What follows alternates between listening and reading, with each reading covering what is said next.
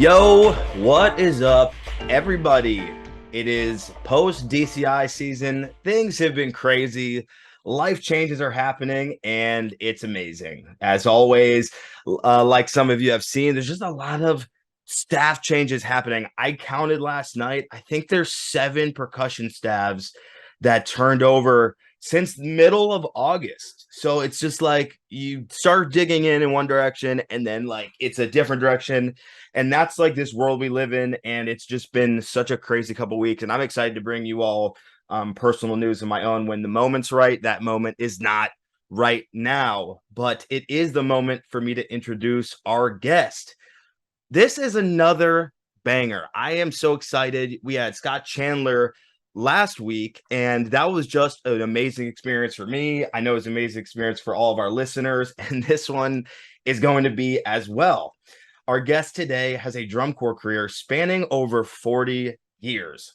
Learning to drum at the age of 4, this person joined the snare line of the Blue Devils as an 18-year-old in 1976. He performed with the corps until 1979 and instructed the group through 1989. After a few years away teaching arranging for the Santa Clara Vanguard in the early 1990s, this person rejoined the Blue Devil staff as a percussion director and arranger in 1994, a position he still holds today. Our guest has also had a tremendous influence on the indoor drumline activity, first as an instructor with Riverside Community College, when they're still called that, in 2002 and 2003, and now as a judge. This person was inducted into both the DCI and WGI Hall of Fame in 2012. Everyone help me welcome Scott Johnson. Scott, what's up? How we doing? Wow, what a lead in. I feel really old. Thanks. Appreciate that. That's funny because that is quite literally what Scott Chandler said last week. I was like, oh. My brother. I love it. Not meant to feel old, meant to evoke reverence and respect and so many other feelings that I feel, at least. So I hope you don't feel old and you're still fresh and doing this thing to this day. That's yeah, I try to stay as current as possible, and I hire young guys to make me look really good. So that's pretty much the secret right there. Yeah, that is like where I probably would start, is like you look at what you've been doing and you look at Blue Devils, and I think I want to start with maybe just the writing and some of the ideas behind the writing at Devs. Coming out and watching the book every year, it feels like this is a drummer's drumline. That might sound insane, but I know you kind of know what I mean. It's like you have always kept with the most innovative, rudimental ideas. And I don't want to say tricks, but new ways of showing the instruments that we choose to use in marching percussion. So are you driving this innovation when you're thinking about how are we going to create like this split idea with flams, or how are we going to create a new idea with backsticking that tricks the eye and the ear? Like, are you driving this? Is it David Glide? Like, how does this kind of work from the level of conception? Good question. And the answer is all of the above. Yeah. Dave Glide is the main arranger for the music for everything the Blue Devil plays, from brass to battery to front ensemble to the samples to the voices. I mean, Dave is our musical genius. Yeah.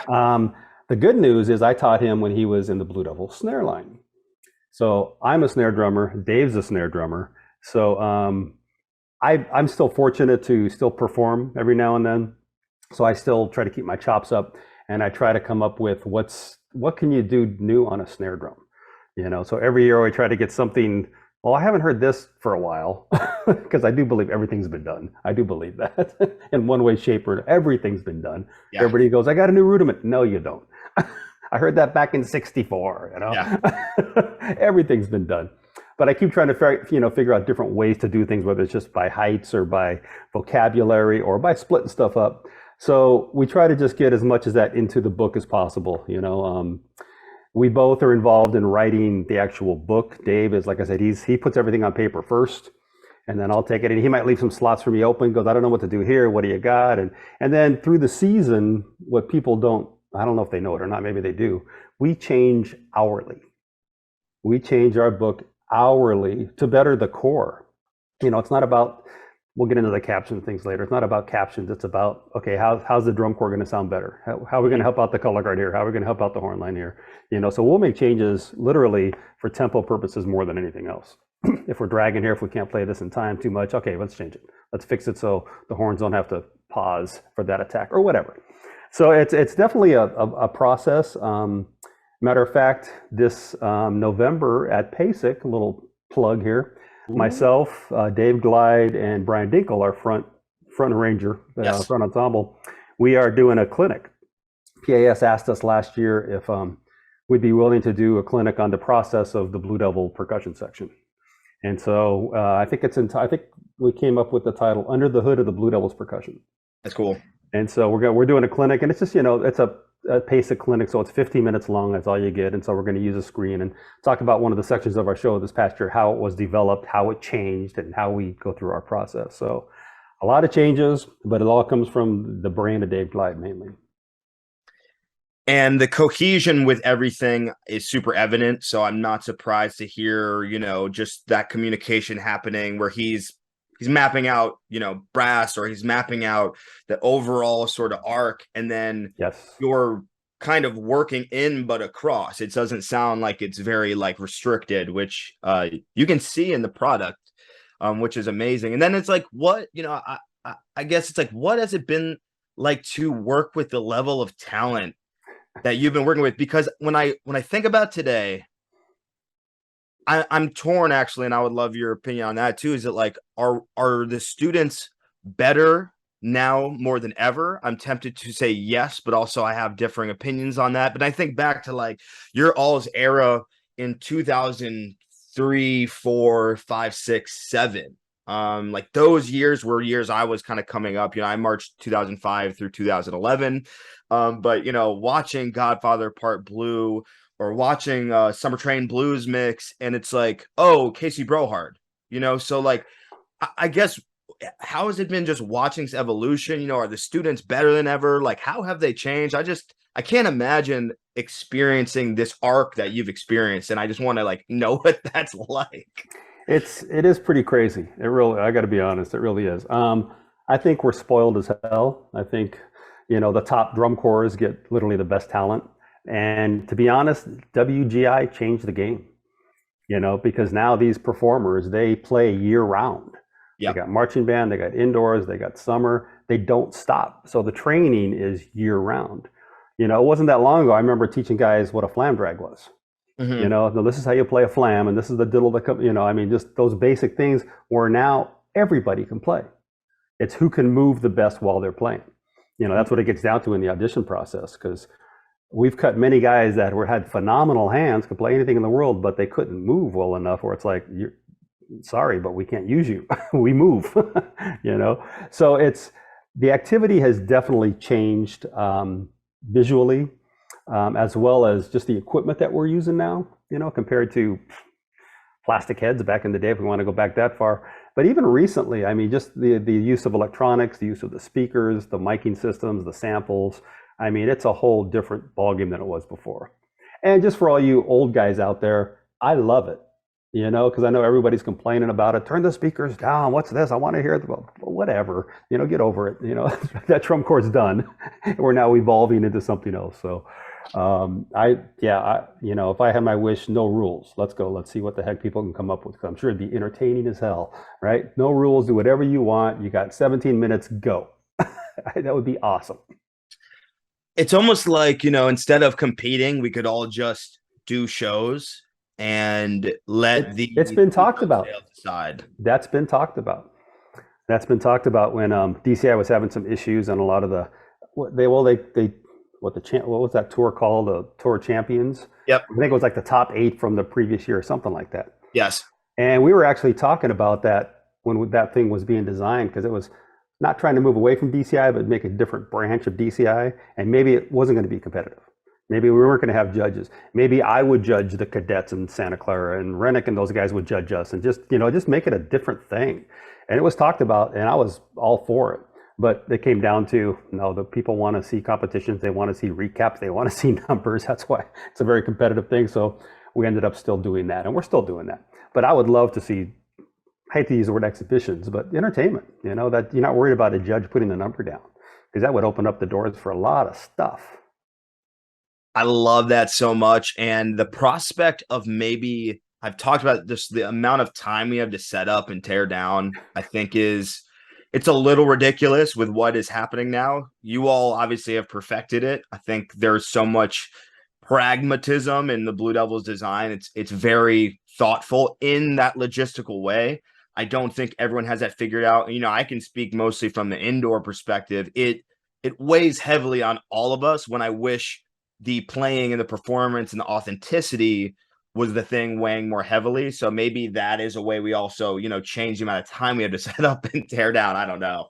No, I agree completely, especially in the indoor world.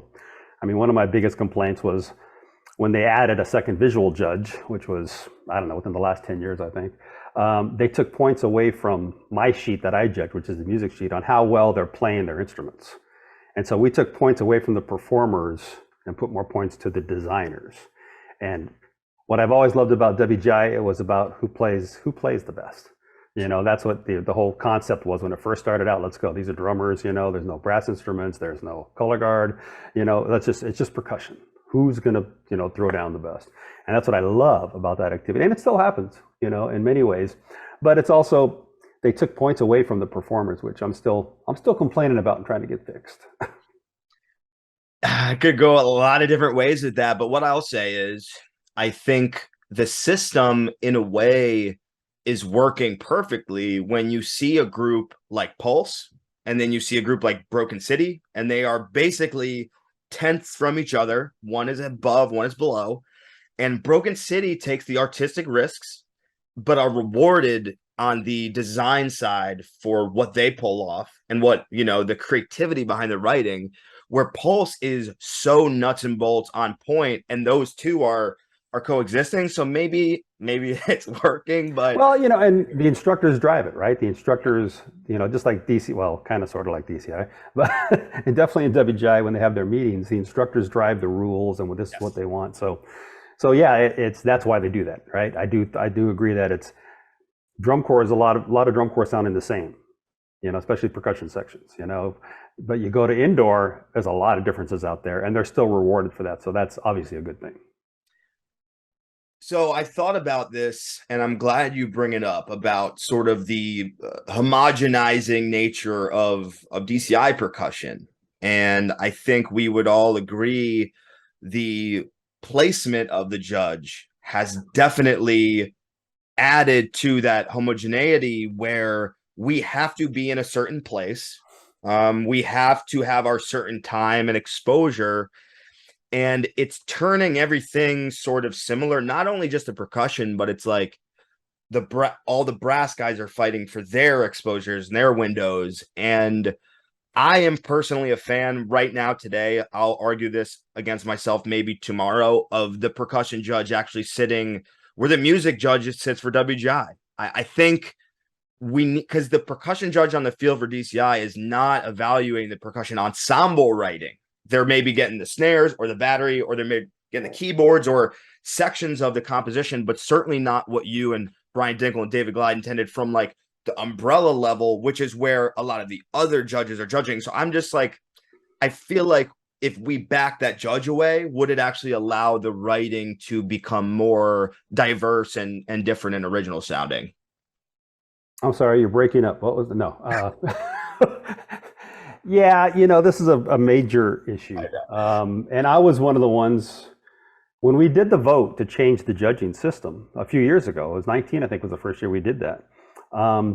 There was only like 3 drum corps that said, no, don't do it. And we were one of them. People think the votes are, the instructors run it. That's not the case. The instructors encourage our directors to vote. The directors vote. We have no say in it other than, okay, guys, all the instructors agree, cool, it's done. No, it's not.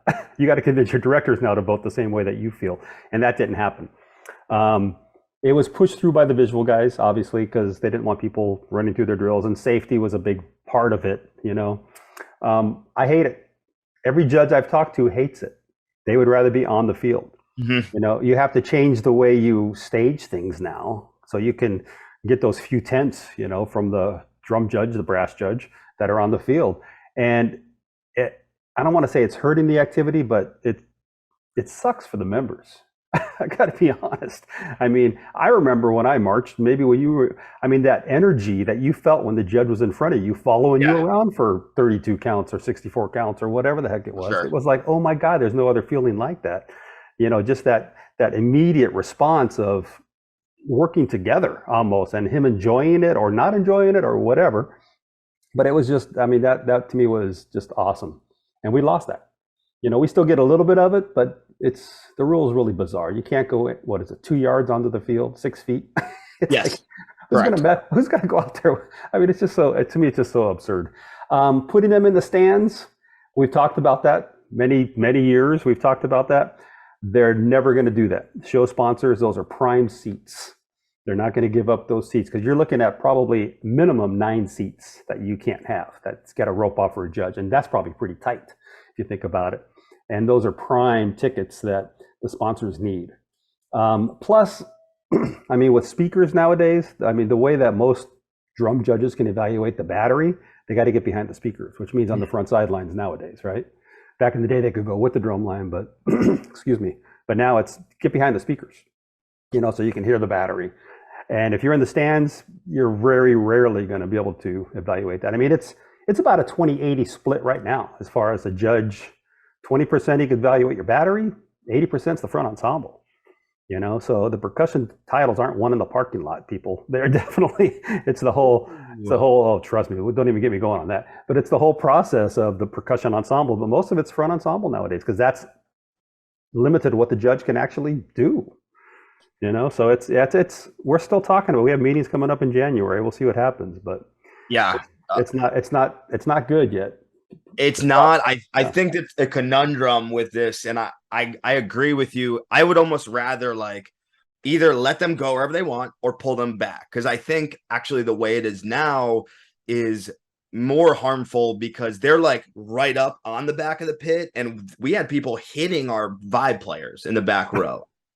We had judges who were stepping on flags and equipment. That's where equipment exchanges happen. So that's not really working. And then, they're behind the front ensemble. They're trying to read the battery and all of the craziness that's right behind the pit. And then they're like, oh, pit, I hear you back there behind me. They're just trying to sort of give arbitrary credit. And also on the flip side, this generation of students have never experienced a judge on the field at this point. So it's but I agree with you completely. My age out year, Jeff Prosperi was, we gave it up to him and we won. And it was amazing. I remember exactly what that felt like, and just having it chills. You know how he does. Oh yeah. Just that communication being such a fun part of it. And then also, let me flip the other side is, I've been at Crown for the last 6 years, and it's I can't even get in the drill, and I know the drill as someone who's there, every day. And I'll be getting yelled at by Jeff Sacktig and look, Dan, get out of there. So it's we can't throw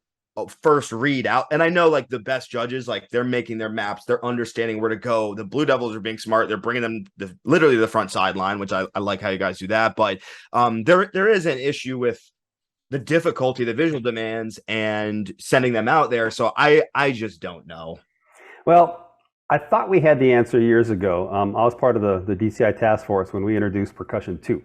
And that was put the judge up in the box, and he can read the percussion ensemble, as well as when the field judge was back with the battery, he didn't have to worry about sprinting to the front to check out the pit, because Percussion 2 could handle that. So that guy could even stay back there with him and not destroy visual concepts or whatever. And the weird thing with that, because it was me, Neil Larrabee, McIntosh were on that committee that year, and we pushed like crazy and got that through. And it was with us for, I don't know, 2, 3, 4 years. Yeah. And then it just disappeared, and nobody knew how. I remember going, wait a minute. Well, yeah, we know why, but it's I wasn't told. I don't think anybody was told. The next season showed up, and it's what do you mean there's no Percussion 2? What do you mean? Who changed? How did that change? But nobody really knew about that. So it was really weird how that kind of disappeared. And yeah, it was all money, and people don't realize, why don't you have 2 judges for every show? The expenses are insane. Yep. They show us the numbers at the meetings, of course, because they're justifying why we can't have another 12 judges. More judges, I think the more fair this whole activity would be, but they can't afford it. Because you talk about one judge, if you're adding one judge to a season, it's like in the $100,000 range when you look at flights, hotels, how many shows they got to go to, not even counting a judging fee, which is minimum compared to most activities. So it's a major expense to add judges, unfortunately. Because if that was the case, man, well, I'll take as many judges as we can get out there. Let's go. Give me 30 judges. It'll be the most fairest contest ever. I'm okay with that. I would love an audience vote. I really I'm not even shitting you. I think letting the audience vote in and then adding that to the average would be. You're crazy. You're crazy. Where's the show at? What town's the show in? All of them. Yeah. That's free. That's a free vote. The problem with that, I think the problem with that is you're going to have a home favorite. Everybody is. And there's very few shows in California, by the way, after July 4th. Yeah. Everything is Midwest and East, and people don't want Blue Devils to win anymore. I get that. I understand that, and so it's like, there's no way the audience is going to give it up for us. My opinion, they did that. There was they had audience participation, this was a while ago, but it was awesome. I mean, Madison at the time, I think we're in the lower echelon of the DCI, but they were winning these shows because of the audience participation, which I thought was great. So fair enough, because I hear you about, the BD thing. And also, y'all are so on point with what you're achieving that checks all the boxes with your design. And all of the judges, especially the GE judges, are yes, this is so intellectual in the layers and then how much meaning is behind these choices. And it's people can't keep up. I would not consider many cores to be keeping up with that. And that's all good. If there was some democratic vote, I'm not saying that decides a show, but a very small contribution, how much does a percussion caption really even contribute to the overall score? It's not a lot, right? So, no, it's all about the GE numbers. Those are the pure numbers, right? If a GE judge gives you 10 points, those 10 points go to your total score. Right. If a drum judge, a brass judge, a color guard judge, a field visual judge, or an ensemble judge, if they give you 10 points, 5 goes towards your total score. Right. So guess what points we're going to go for? Crazy. I'll give up 2/10 in the percussion caption for 2/10 upstairs any day. You kidding me? Right. I mean, that's the secret of, not the secret of the Blue Devils, but that's what everyone's trying to do. It's not about the captions. Well, with us, it's not about the captions. It's about the totality. It's about, the ring.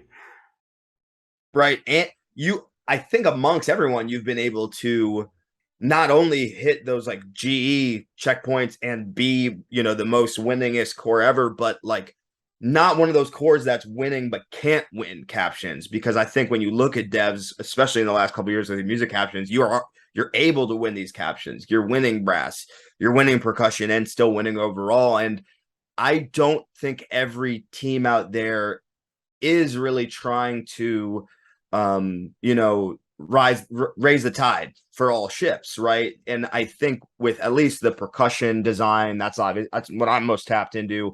With what everyone does, you've been able to keep the percussion in that top 3 almost every year, regardless. So it's not one or the other. Oh, brass is going to win, but then the percussion is going to take a hit, this or that.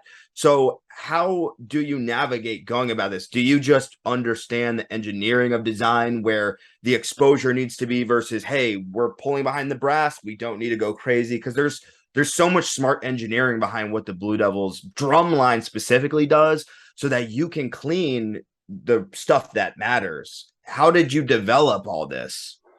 I don't know if we developed it as much as we just get very talented performers. And I do say, because we're at the top or have been at the top, we get a lot of drummers that come to us because they want to win a ring, which means they probably had experience somewhere else. Yeah. People ask me, they go, so do I need experience to get into the drum line? It's like, no, you don't. You can, if you're good enough, you're in. I go, but you're going against people who probably have a lot of experience. So they might just have it over you just because they know what's up.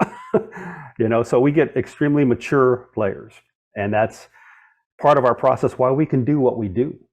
I mean, we don't use dot books for drill. I mean, it's all staging. It's all run over here, figure out how to run there. No, do it do it something different.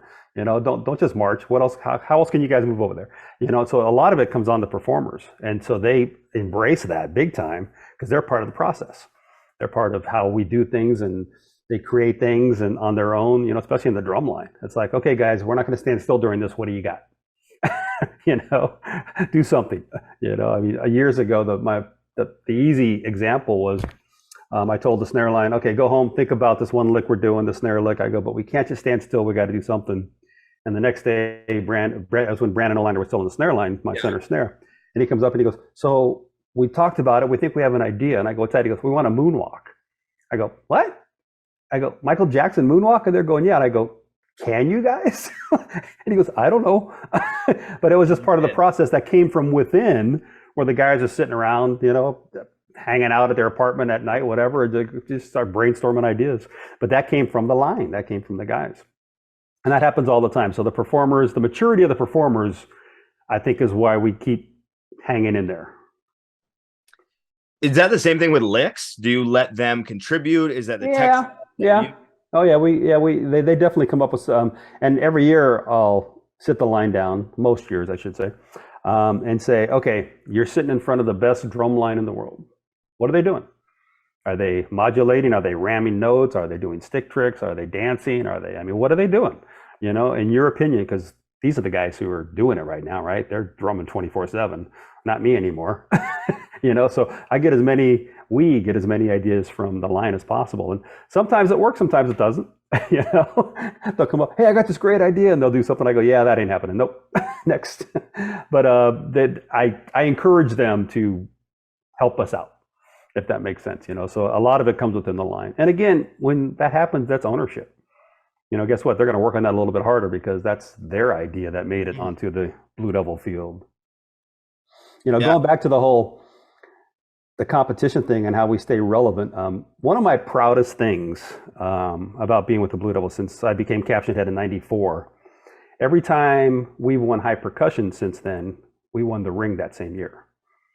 So we've never won percussion without winning the ring, without winning the championship. And so that to me, that's one of my proudest things about the activity is it's not about, if the caption happens, awesome. Great. It's, congrats. It's a bonus, whatever, but it's not about that. It's about the ring. And literally every time we won percussion with me involved since '94 as a caption head, we didn't lose the show. So I think it's a weird stat. It's a very, very outside the box looking stat. But to me, that's what I keep striving to do. It's about the product. It's about the full product.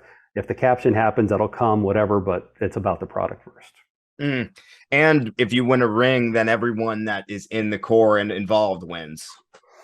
Right. I love those comments on medias where, congratulations, Blue Devils, on a great year. And it's a picture of the drum line. And they said, no, they took second, or they took third, or they took whatever. And I'm going, what? They weren't involved in any of the visual captions. They weren't involved in the effect. They were not. It's just kind of stupid, right? I just laugh at the kids that don't know what they're talking about. You already know, like you just said it, that this stuff isn't won in the lot. And the choices that designers make, your drill writer is going to have a lot to do with who wins the Fred Sanford and how the percussion is ranked. That's just what it is. And if you have that relationship with the drill writer and they are going to concede to certain things, you have a greater chance of success. So I think people in this era of YouTube and sort of thinking that they have access to everything all the time, when really it's like, you move and play and do body and there's all this other stuff to it. But when you watch the parking lots, it's like, well, they're all just standing there playing. So I'm not seeing the difference.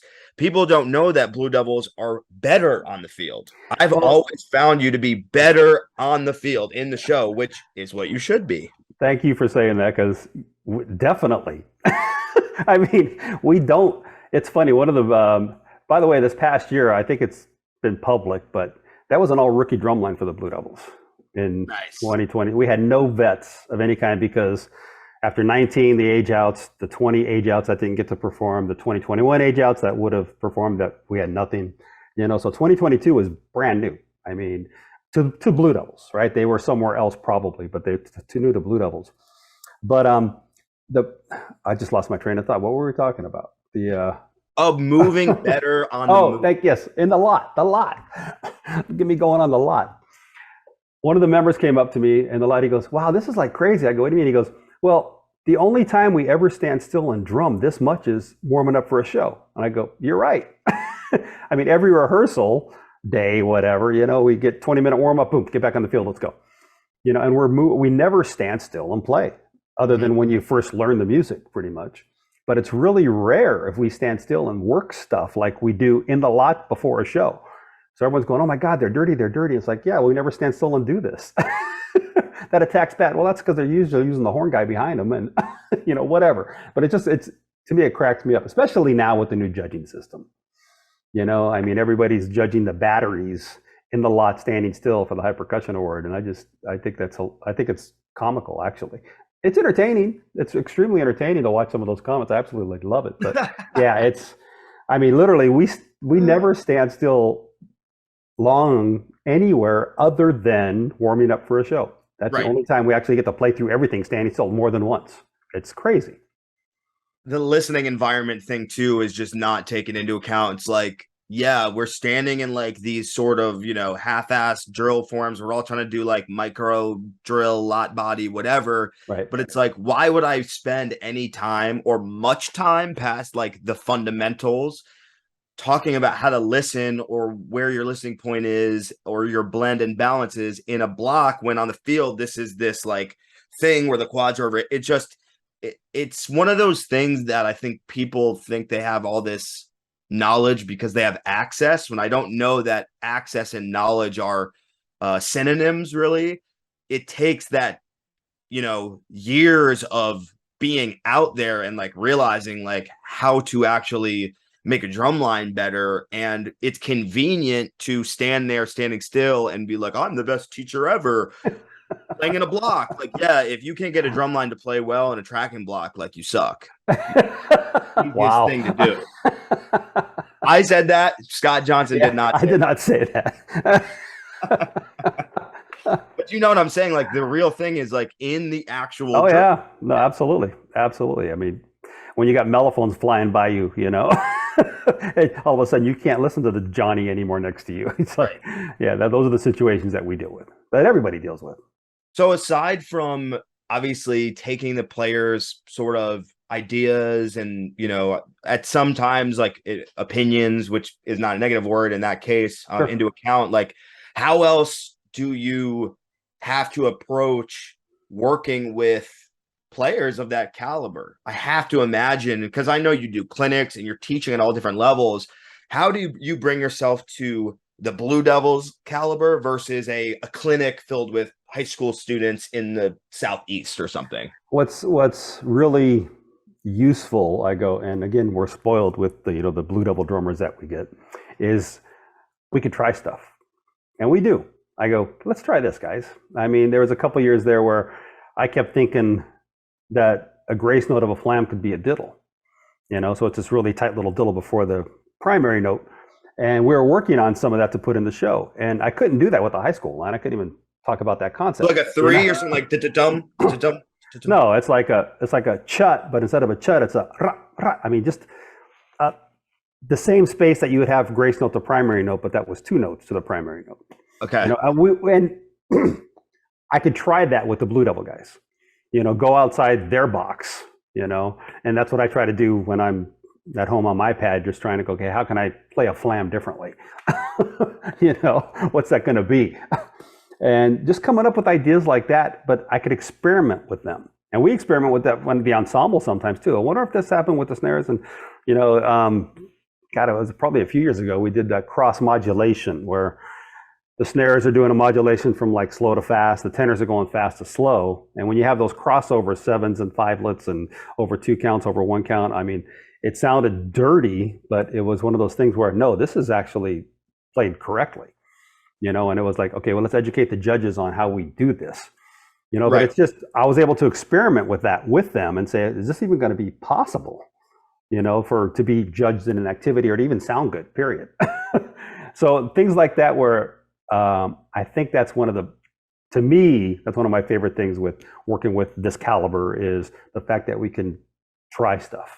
that you probably couldn't try with a lot of other groups. And like, it gets back to, we get a lot of mature performers that come to us all the time. So we're able to do that. We're fortunate to be able to do that. I'm sure there's people out there that are trying to do some of the Blue Devils level stuff with their respective high schools, and I think it's all like a sliding scale. Is kind of what you were saying. And I'm interested, what are some ideas or some concepts you've introduced where it like didn't work? Can you like remember any specific examples? That grace note with the diddle never worked. We didn't try that. I tried this past couple of years. We had it in the show for a little bit until it was like, yeah, it's not going to happen. But instead of a herita, instead of a digga-dat, you played a triplet. Digga-digga-dat, digga-digga-dat, digga-digga-dat. So instead of a da-digga-digga-dat, it was da-digga-da-ba-da-ba-da-ba, but really fast. And I could play them fast, just because my hands are weird. And some of the guys were going, what is that? And I'd show it to them, and they all started to get it, but it never made the field because it wasn't clear enough ever. And I mean, one of the big memories that I have, it was, God, I don't know, 10 years ago, whatever. So me and Glide, Dave Glide, we used to play golf a lot together before I moved away from I'm a little farther away now, so we don't play golf as much. But we'd always get together and just golf and talk about what's next. What are we going to do next? What's going on now? And I remember one year telling Dave, I think we need more like 5s and 7s nowadays, and this was a while ago. Dave's a math major, okay? He's got that mathematical mind of numbers. And I remember the last couple books that came out, it's like, what the hell is that? What are all those numbers on top of those notes mean? And it was just like, if you check out some of the stuff, even from this past year, 2019 is a good example. This past year, 22. Some of the vocabulary, when you listen to it with a click track, you're going, what the hell is that pattern? And that was just us figuring out what Dave's brain was trying to think. And it was, that's, some of the newer vocabulary that sounds newer, I should say, just because of the way we put it in context with the quarter note. It's if you just play the parts, oh yeah, that's just this and this and this. Yeah, but if this is the footfall, it changes the whole game as far as what it actually is on paper. So that's been a fun thing that keeps me young, is trying to figure out the mathematics that goes into the book. And BD, thinking back on the exercises that you learn when you're coming up, at least for me, was like Diddy, 13 hour, so that was in there. It's just like, oh, what is 13/16? Like, I didn't even know this was a time signature. Okay, let me right. When you're a high school snare drummer, this stuff is like just blowing your mind. It's like a foreign language, you're basically an alien language. And I wanted to ask you too, like, I know I've seen Roger Carter do a bunch of this, and he's a OG Blue Devil, and I know you've done some of this, bringing in drum set players to clinic or to work with the line or to speak. I'd love to just hear a little bit about, any experience you had bringing in like a non-conventional, clinician or musician to work with the group, and kind of what the thought process is behind that. We back in the 90s, I think it was 90s, I want to say 96. I think it was Roger aged out in 95, I believe, 94, 95 with me. And then 96, I think we did a clinic with Dave Weckel. Yeah. And it was a Blue Devil Drumline and Dave Weckel. And then the next year it was Alex Acuna. And then we did something with David Garibaldi. And it's not that they came in and worked with us, but I just wanted to see the drum set world with a marching percussion section. And, the Weckel thing happened because all the guys idolized him in the Drumline at the time and said, oh my God, we're going to play with Dave Weckel. It's like, so it was I was thrilled just to be able to pull that off for them, because it was awesome. He did a clinic, and then we played the ditty together, right, with Weckel. But to me, the quick funny story is I sent Weckel back in the day those little digital recorders, mini discs. I recorded the Drumline playing through the ditty, sent it to him. And originally he said, I'll just do an acoustic thing. Don't worry about the setup. I'll just, just have Yamaha send out my drums, just acoustics. I go, oh, easy, cool. Then he heard this mini disc, and he goes, so listen, I'm going to need this and this and this, all this electronic stuff, because he realized, okay, this is not a marching band thing. This is like something different, little higher class, whatever. And then he goes, I noticed they're taking liberties with tempos. And I just started laughing. I go, yeah, they drag. And he goes, so you didn't send me the sticking for the snare part? And I went, I didn't think you needed the sticking for the snare part. And he goes, well, don't you want me to stand in the snare line and play this with them? And I went, dude, I'm honored you thought about that, but no, I want you to sit behind your kit and just throw down. He goes, oh, fuck, that's easy. So that's how, and he literally was thinking, oh, he's going to learn the snare part. And I'm going, oh, I'm honored that you would even think about that. And so he did. He just sat behind the kit and threw down. But it was funny because that was, and I still use that term today. It's like, I notice you're taking liberties with tempos, meaning, yeah, you're slowing down. So that was my Weckel experience as far as getting him. And then he showed up and the clinic was amazing. And the guys got to drum with him. And like I said, Alex Acuna and the other guys, Peter Erskine was one of them too, which was just unbelievable. Peter, when he was playing with us, and this was probably one of the best education things, not for just the high school kids that were all in the audience, but for the Blue Devil guys too, and the old and myself, is he was after Weckel. So we had Weckel who just threw down, right? How many notes can you fit in? And then you had Erskine, and Erskine just hit his ride cymbal, just a quarter note, ding, ding, ding. And you can see kids, high school kids are like nodding off a little bit, you know, and in this big theater that we're in. And he goes, oh, I know, you want to hear this. And he just throws down for like 2 minutes straight. I mean, just insane, right? That I didn't know Peter ever did that. And then he goes, but we're going to talk about this. And he went back to that right symbol. I went, this is awesome. This is awesome. And I stood up. I'm going, hell yes. And it was just that whole, okay, let's talk about tempo. Let's talk about the groove, you know, and all of a sudden the kids perked up. It was like, oh, he could do that too? Okay, maybe this is something I really need to pay attention to.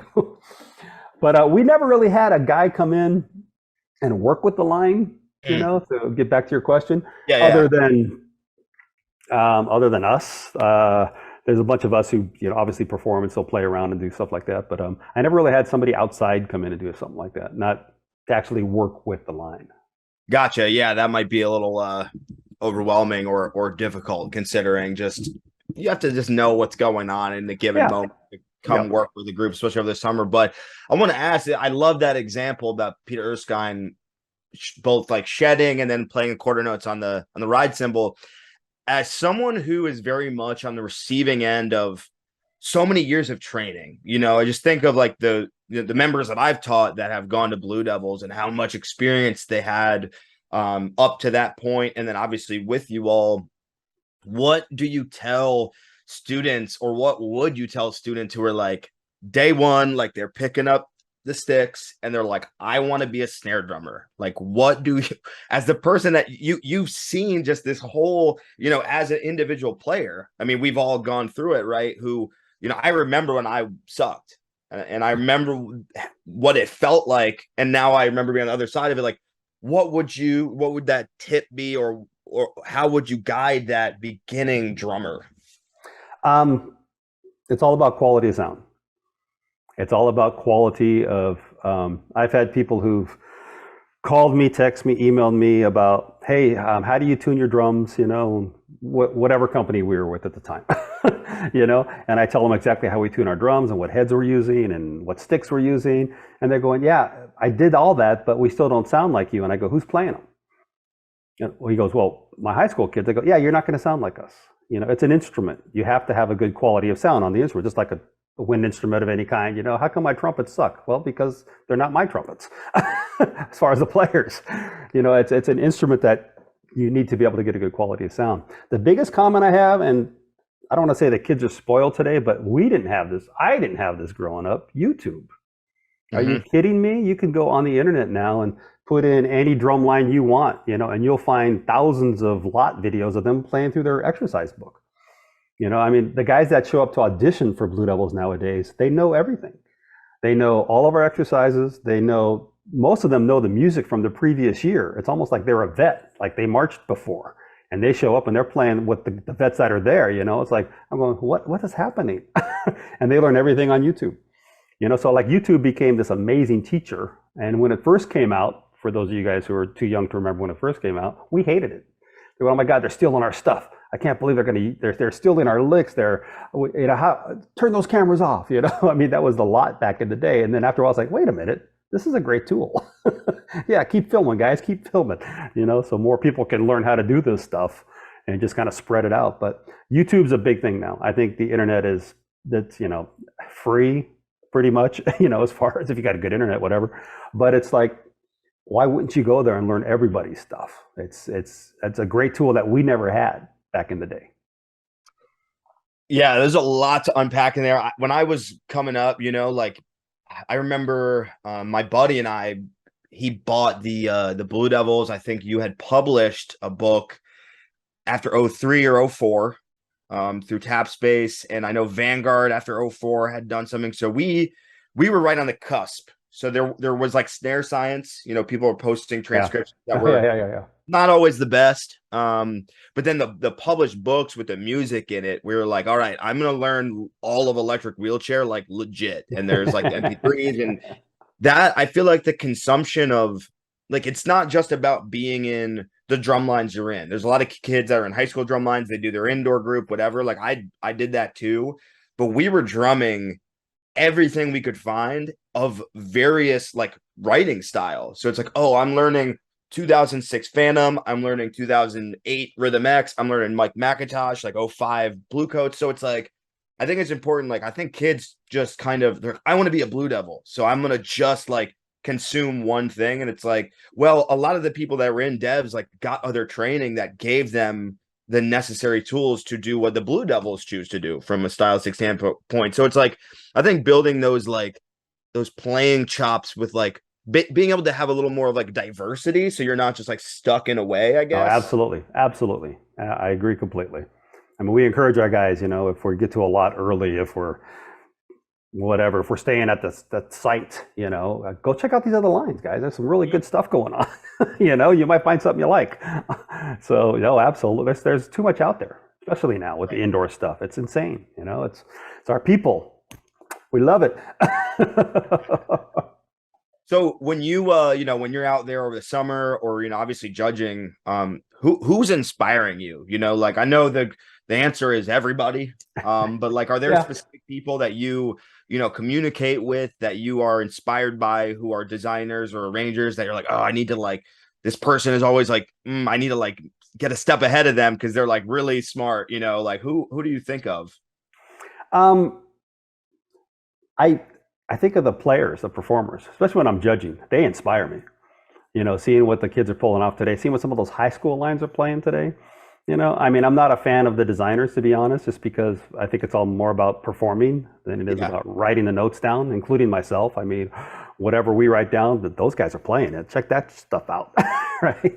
And that's what inspires me is watching the performers. I mean, when I first started teaching, as far as like caption head stuff in early '90s with Santa Clara, I mean, my three biggies were, obviously Tom Float, Ralph Hardiman, and Tom Hannum.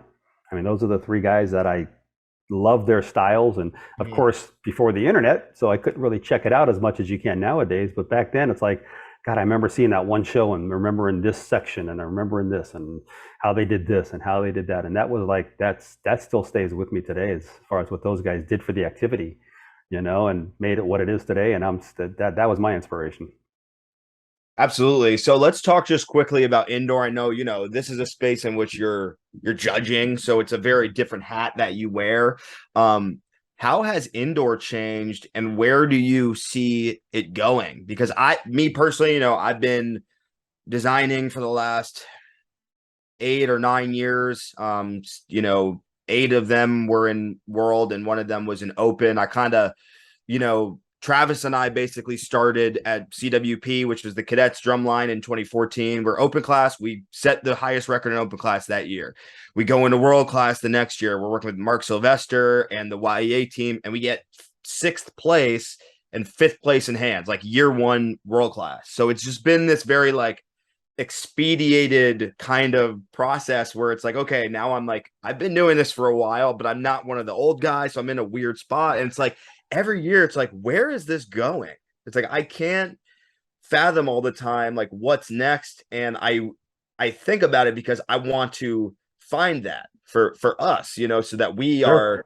we are not homogenizing, we are standing out and we're not necessarily just trying to get a score. It's more about like how we're expressing what we do. But you've been watching these groups. I mean, you have students like Tim Jackson who have really crafted the indoor scene, or Sean Vega or people like that. And it's like, where is this all headed? Because it's already so advanced.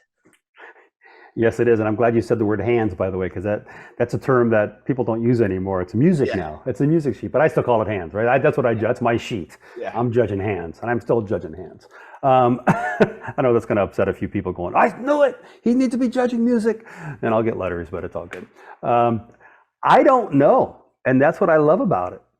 I mean, every year at WGI Finals, and I tell everybody this, and I'm not lying. It's my favorite week of the year. Better than the DCI stuff. Just because, first of all, the stress is gone from being a staff member. So the summer thing is a whole different ball of wax for my brain.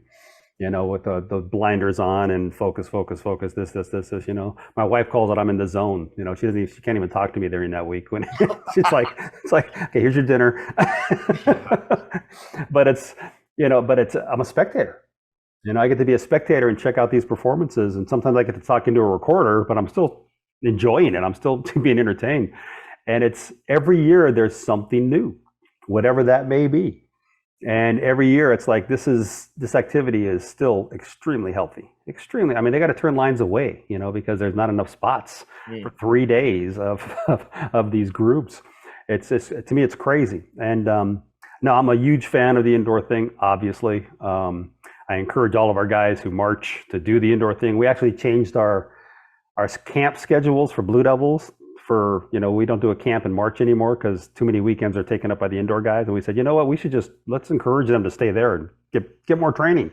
So we actually changed how the Blue Devils do things for WGI Percussion, and it's been extremely healthy, and it's helped everybody. God, I wish I had a crystal ball and let you know what's going to happen even next year, but I can't wait to see it and see what's going to happen. And I mean, they keep opening up the rules a little bit more there too, so things are a little fresher and different. And I thought it was funny how the lighting thing was a big thing when it first was legalized, and then as many people failed at it, I was like, okay, you don't even see that anymore. It's rare when you see that nowadays, because it's like, yeah, it's not worth it. Not worth the risk of having that stuff, or the TVs or the screens or all that stuff, where if it works, it could be really good, but 70% of the time something got messed up, and it's like, that's a major negative. And is it worth it? Let's just go out and just play our ass off. Let's just do that. And I'll applaud that. Yeah. So first of all, I'd like to clarify for listeners, because I think this conversation about like the music caption WGI and it being hands, we all have to understand that you could write the best book in the world, but if the kids are not performing it well, the person evaluating it does not have access to the nuances that you intended and that you're hearing on the MP3 in your Sibelius file. So this idea, we have to understand that the sub captions it's not a hard line. And that's my explanation to myself, is like, if you are crystal clear, the book can be read. Right. So it's prioritizing the cleanliness. It informs that content box, and they're completely related. So I think, unless you want to clarify that differently, that's how like I feel about that, I guess. No, yeah, it's how well you're playing what you're playing, and as a judge sitting in that seat with a lot of my friends that are doing the same sheet with me, you got to understand what that vocabulary is supposed to be, which means hopefully you're current. That's why a lot of us DCI guys are sitting in that chair. Because we're still doing it, right? So we know what they're attempting. We know how hard it is to be able to do that compared to this, and that's why I love that activity, just because there's a lot of more current people doing it.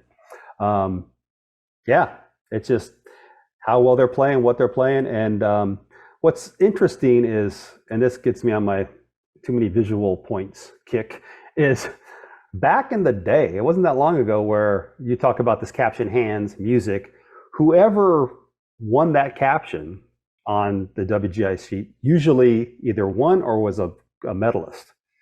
Nowadays, with the way the points are going, that doesn't happen anymore. Right. You can win that sheet and still not even medal, be fourth or fifth or something like that. So it's really interesting to me, the way the score is changing, the way the numbers are changing because of the judges, and because that to me is still why I do that activity, because I want to see these guys play stuff that they love playing, and how well they can play it, and reward them for that. And sometimes those points aren't big enough nowadays because of the way they change the point allocation. So that kind of sucks. For me, I mean, I understand the entertainment value, and obviously it's off the charts, and everybody's loving the activity, and that's, it'll be fine when I'm gone.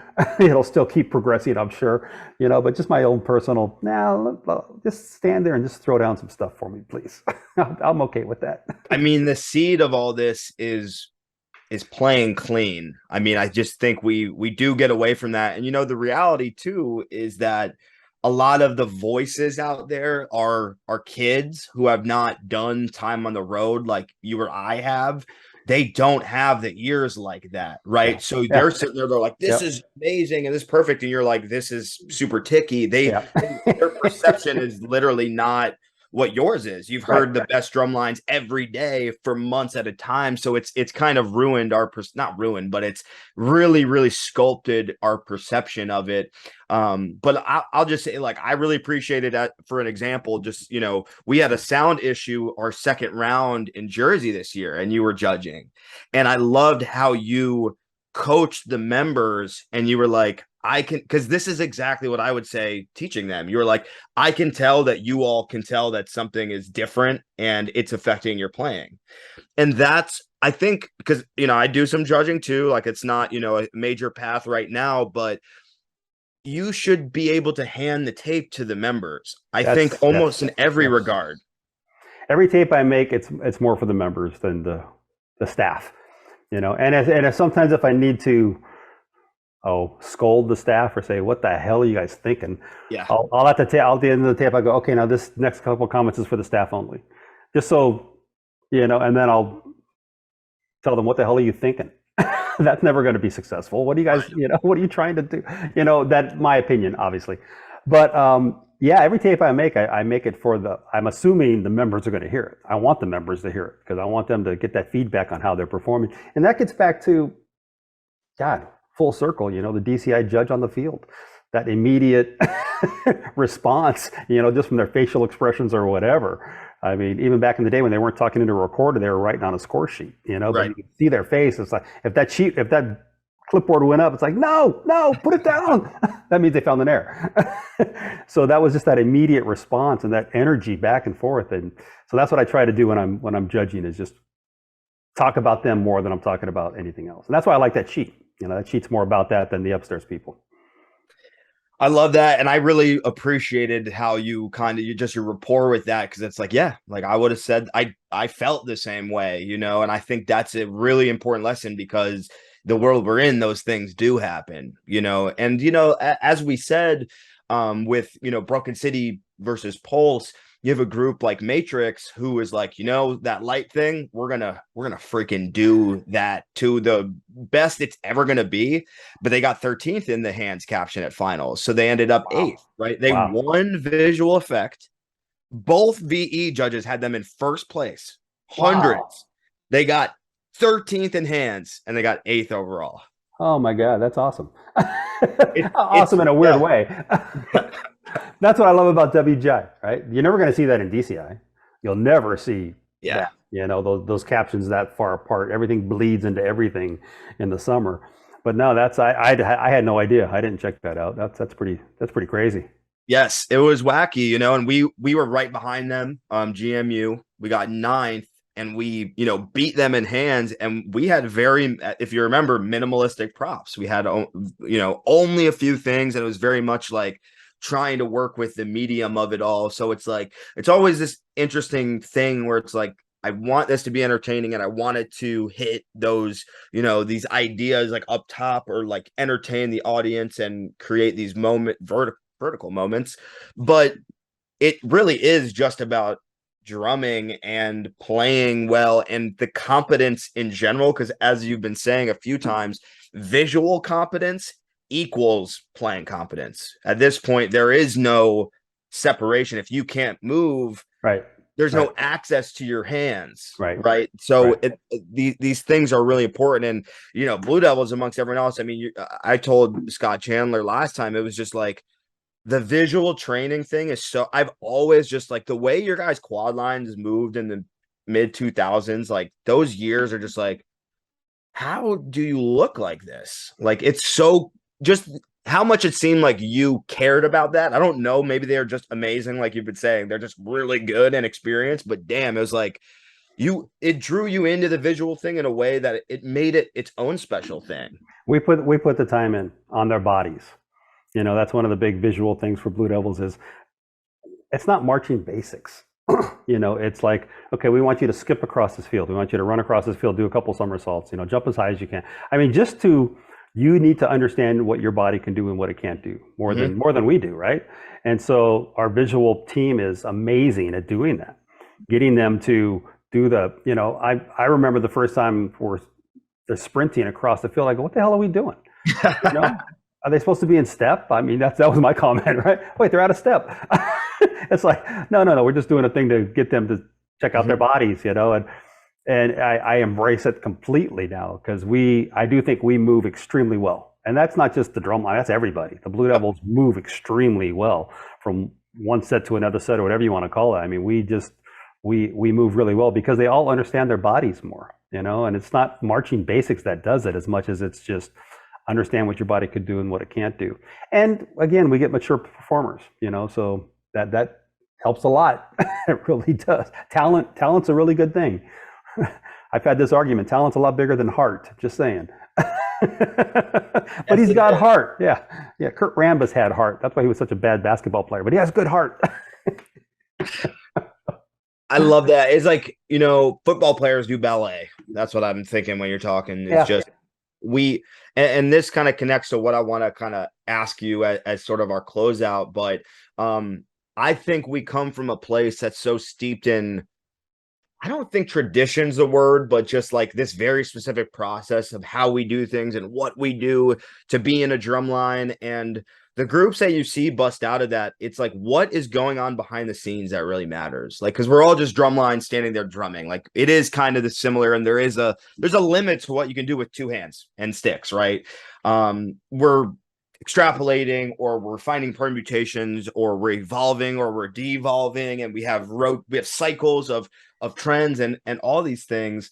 But there is a limitation, there's a ceiling to it, but it's like there's other ways to get them to where they go, and you could see that in the products that we see out there and what differentiates a Boston Crusaders from a Blue Devils, from a Vanguard, from a Crown, from a Cadets. But what I want to ask you kind of last is, you're, I think I said over 40 years, if I did the math right, in a drum corps. Again, not trying to make you feel old. You're a legend. You're a Hall of Famer. You can't say legend because legend is old. You're a contemporary living legend. There you go. Scott, there's so much I could say. You still got to hit legend. Oh. Well, first of all, it's been 43 years with the Blue Devils. At that level, and then it was another 4 years with Santa Clara thrown in there too. So wow, I'm old. I've been around a while. Longevity is a good thing right now. But still completely in it, contemporary, judging, designing, completely in it. So there are people, you were talking about the comments or the conversations. There's people who have tried to do what you've done and they couldn't. They haven't been able to embrace the changing nature of the activity, embracing young people, and embracing the inevitability of change. So like, what about you has allowed you to continue doing what you're doing? Because there's people that wanted to and they couldn't. So there's something different about how you've been able to maneuver and navigate through this world.